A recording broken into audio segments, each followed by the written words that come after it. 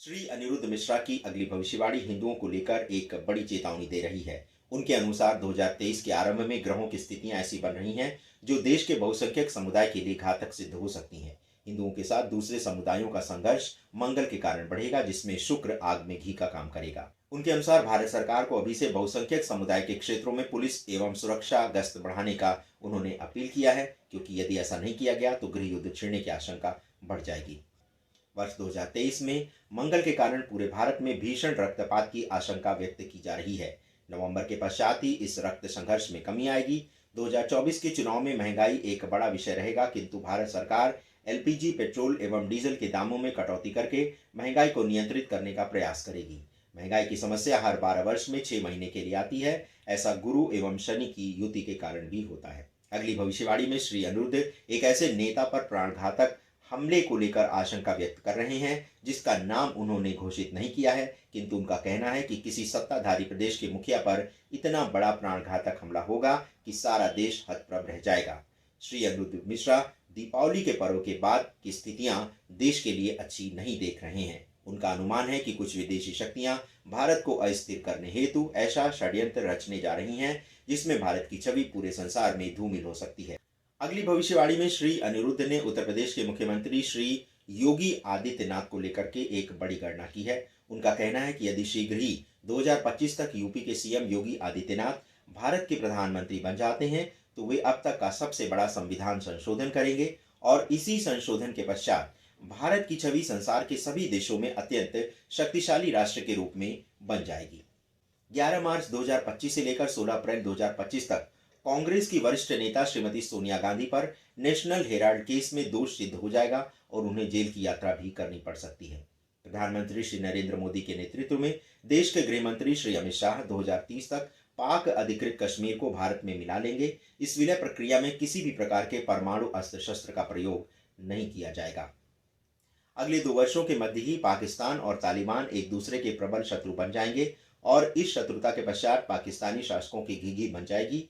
जब मित्र ही शत्रु बन जाएगा तो पाकिस्तान की लंका में आग लगना तय ही माना जा रहा है।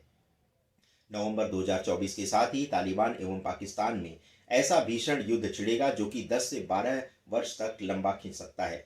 इस युद्ध में सर्वाधिक हानि पाकिस्तान के समुद्री क्षेत्रों को होगी, क्योंकि इसी क्षेत्र के संसाधनों के सहारे ही पाकिस्तान तालिबान के साथ युद्ध करेगा।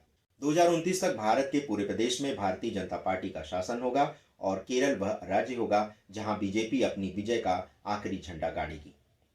केरल में बीजेपी के शासन के पश्चात ही देश की राजनीतिक शब्दकोश से धर्मनिरपेक्षता जैसा शब्द लुप्तप्राय हो जाएगा। यद्यपि 2029 तक का समय भारत के लिए अत्यंत संवेदनशील होगा और एक विशाल युद्ध की कीमत देकर ही स्थायी शांति की बहाली भारत में की जा सकेगी। जो विपक्षी ये स्वप्न देख रहे हैं कि वे प्रधानमंत्री मोदी को भारत की सत्ता से हटा देंगे, प्रधानमंत्री की कुंडली देखते हुए श्री अनिरुद्ध मिश्रा का कहना है कि प्रधानमंत्री नरेंद्र मोदी की कुंडली में आजीवन राजयोग है और वे अंतिम सांस तक देश की सत्ता की बागडोर संभालते रहेंगे।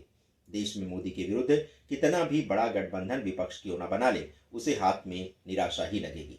जून 2023 तक भारत अपने दुर्दांत अपराधी दाऊद इब्राहिम को एक संयुक्त ऑपरेशन के अंतर्गत मार गिराएगा, किंतु उसकी अंतिम सांस भारत में ही निकलेगी। जैसा कि आप जानते हैं कि भारत पाकिस्तान में छिपे दुर्दांत आतंकवादियों का सफाया करने के लिए काफी पहले से ही एक ऑपरेशन चला रहा है। इसी ऑपरेशन के दौरान भारतीय अधिकारियों की मुठभेड़ दाऊद से होगी। वह जान बचाने के लिए भारत की ओर भागेगा और यही भारत की भूमि उसकी अंतिम सांस उखाड़ने का कार्य करेगी। 2023 की चैत्र नवरात्रि से भारत सरकार कश्मीरी पंडितों को दोबारा कश्मीर में विस्थापित करने का कार्य आरंभ कर देगी।